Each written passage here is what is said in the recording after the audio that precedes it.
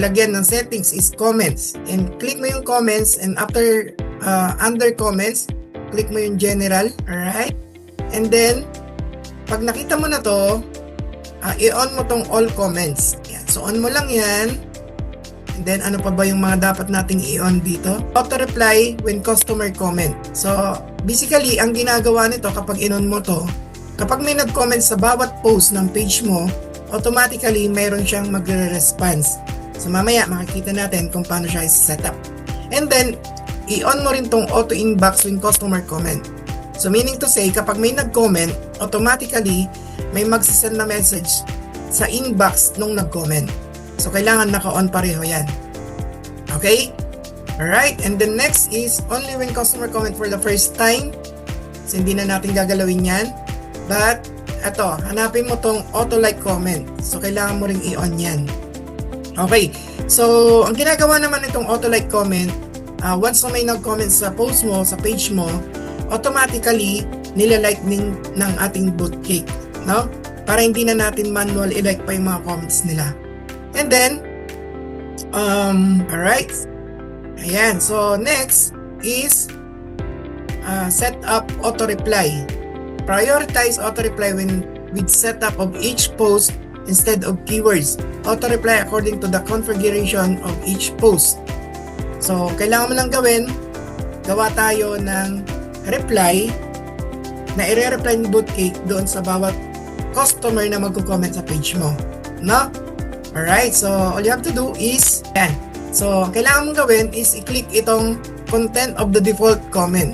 Click mo lang yan, yung add plus, and then, and then magko-compose tayo ng message or i-reply ng Bootcake na comment doon sa mga nag-comment. So first, syempre kailangan natin silang i-greet. So hello, and then click mo tong user fields, no? Tapat mo lang yung cursor mo, and then makikita mo dyan yung user full name, user last name, user first name. So ang pipiliin natin is yung user full name para pag nag-comment na to si Bootcake, mami-mention kung sino man yung nag-comment sa page mo. Then, thank you for your interest. Kindly check your inbox. Please send a message. Ayan. And pwede mo rin gamitin itong mga emoji or emoticons dito. So, tapat mo lang yung ano mo dito, cursor mo, and then piliin mo lang yung mga smileys or emojis na gusto mong gamitin. Then, click mo lang yung add. Then, gawa pa tayo ng another variants ng comment. Full name.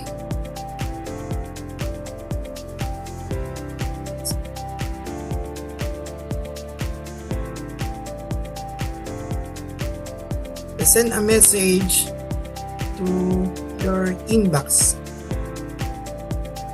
Please check our message. Then smiley. Yan. So, as much as possible, pwede kang gumawa at least 5 na variants dito sa ating comment, no? Para at least iba-iba yung mini-message or nire-reply ni Bootcake doon sa ating mga comments. So, hey, full name.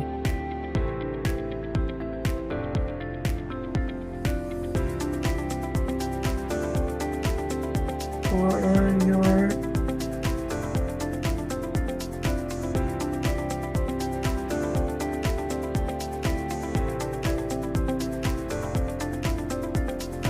kindly check your inbox.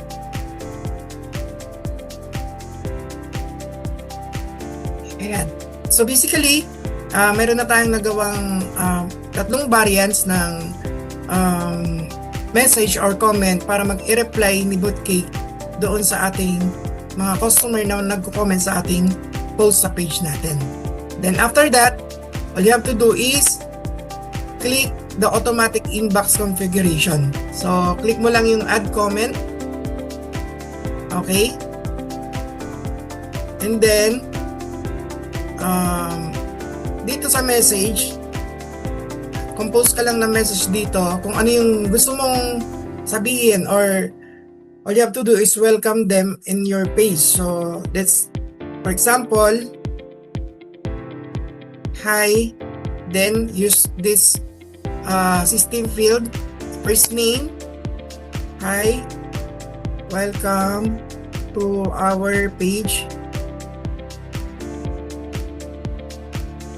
how may I help you? Yan. Save mo lang yan. Right, so mayroon na tayong auto inbox or auto message sa inbox once na nag-comment sila sa page natin, no? And then all you have to do is save. Huwag mong kakalimutan na i-click yung save para hindi mawala lahat ng setup na ginawa natin dito. And then click mo rin tong save dito. Ayan. So after that, wala ka nang ibang gagalawin or gagawin dito, no? So this is a basic setup sa ating page. Ano ba yung mga dapat natin gawin, no? So yun lang guys. So I hope nakatulong sa itong video na to, and see you sa ating mga next training videos.